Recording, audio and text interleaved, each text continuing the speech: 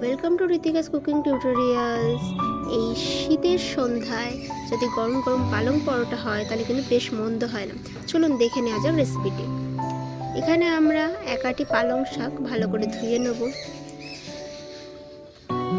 ধোয়ার পরে পালংগুলোকে আমরা 3 থেকে 4 মিনিট ব্লাঞ্চ করে নেব। খুব বেশি প্রয়োজন নেই, এতে কালারটা সবুজই থাকে, পরোটার ফেড হয় না। যেহেতু শীতকাল তো ফ্রিজের জলের প্রয়োজন নেই, নর্মালি জলে এটাকে 2 মিনিট আমাদের ভিজিয়ে রাখতে হবে।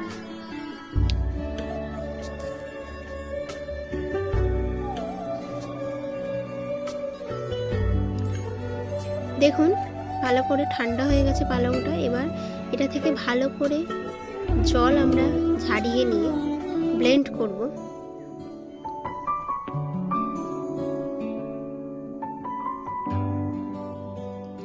এরপর এখানে আমার ধনেপাতা কুচি আর লঙ্কা কুচোনো রয়েছে, ওটাকে ওর সাথে আমরা ব্লেন্ড করে নেব।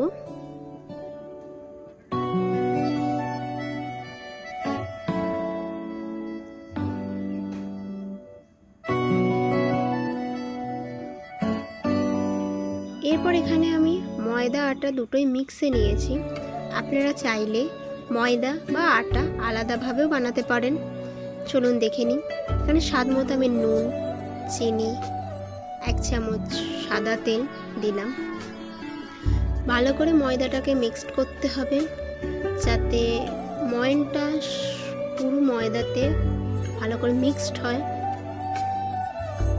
হাতে নিলেই বুঝতে পারবেন যে মিক্সড কখন হয়েছে, কিভাবে হয়েছে। দেখে নিন, ভেঙে যাচ্ছে অটোমেটিকলি।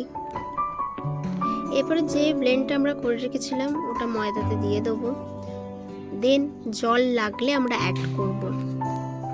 এখানে আমার সম্ভবত জল লাগেনি, আপনাদের লাগলে অ্যাড করতে পারেন, কোনো অসুবিধা হবে না।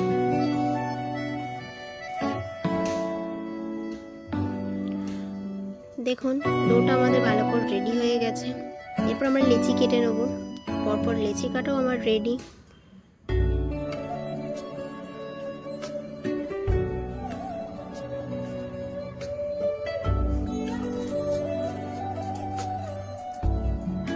এক হাতে ভিডিও করার জন্য দেখুন আমি বেলাটা দেখাতে পারলাম না, তো আমার বেলাও রেডি। এরপর আমরা মিডিয়াম আছে প্রথমে যেরকম নর্মালি পরোটা ভাজে আমরা সকলেই জানি, যারা জানেন না তারা দেখে নিন।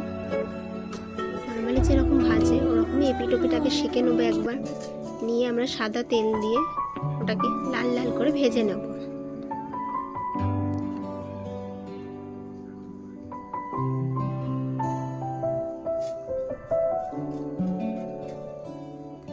দেখুন পরোটাটা ভাজা আমার সম্পূর্ণ রেডি। যদি আমার ভিডিওটি ভালো লাগে তাহলে সাবস্ক্রাইব, লাইক, শেয়ার, কমেন্ট করতে ভুলবেন না। আর আমার চ্যানেলে যদি নতুন হয়ে থাকেন তাহলে অবশ্যই সাবস্ক্রাইব করবেন। Thank you.